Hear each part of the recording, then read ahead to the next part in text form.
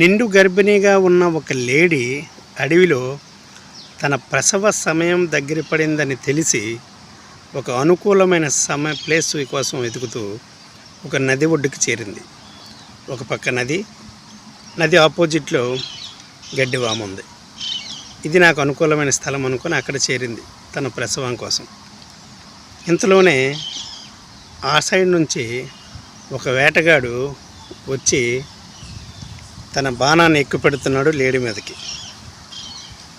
At the same time ఆ వేటగాడికి ఆపోజిట్లోంచి ఒక సింహం కూడా వేటకు బయలుదేరింది.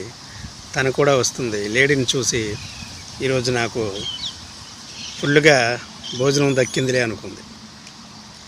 ఆ సిచ్యువేషన్లో లేడీ ఎక్కడికి కదలలేని పరిస్థితి. తను ప్రసవ సమయం దగ్గర పడింది కాబట్టి దానికి ఇంకా కళ్ళు ఏమారిపోతున్నాయి. తన శక్తి అంతా కూడగట్టుకుంటే కానీ తను ఒక లేడీ పిల్లకి జన్మనివ్వలేదు. అటువంటి సిచ్యువేషన్లో ఒక పక్క వేటగాడు, ఒక పక్క సింహం, ఒక పక్క పిడుగుపడి అప్పుడే ఆ గడ్డివాము కూడా ఫైర్ అంటుకుంది. ఆ గడ్డివాము నుంచి అలాగా గడ్డివాము కాలుకుంటూ లేడీ వైపే వస్తుంది.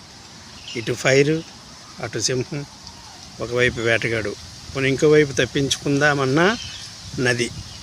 ఇలా 4 వైపుల నుంచి ఏమాత్రం అనుకూలించిన పరిస్థితి. అయినప్పటికీ కూడా ఆ లేడీ కంగారు పడకుండా తన ప్రసవం పైన దృష్టి పెట్టి ఒక మంచి బిడ్డను జన్మనిచ్చింది.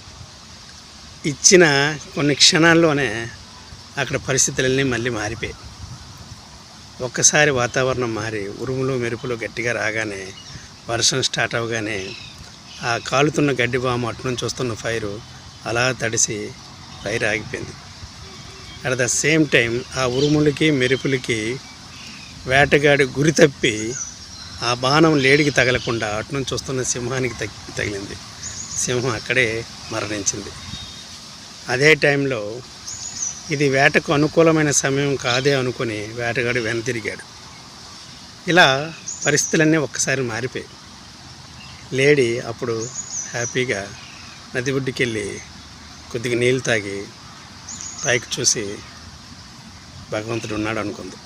నీకు ఎందుకు ఈ విషయం చెప్తున్నానంటే, మనలో కూడా కొంతమంది అన్ని వైపుల నుంచి సమస్యలు రాగానే, లేదా ఏ వైపు నుంచైనా సమస్యలు ఒకసారి వస్తే కంగారు పడి పెంబోలు ఎత్తిపోయి ఏవేవో చేస్తుంటాం, ఎటో వెళ్ళిపోతుంటాం, ఏవేవో మాట్లాడుతుంటాం.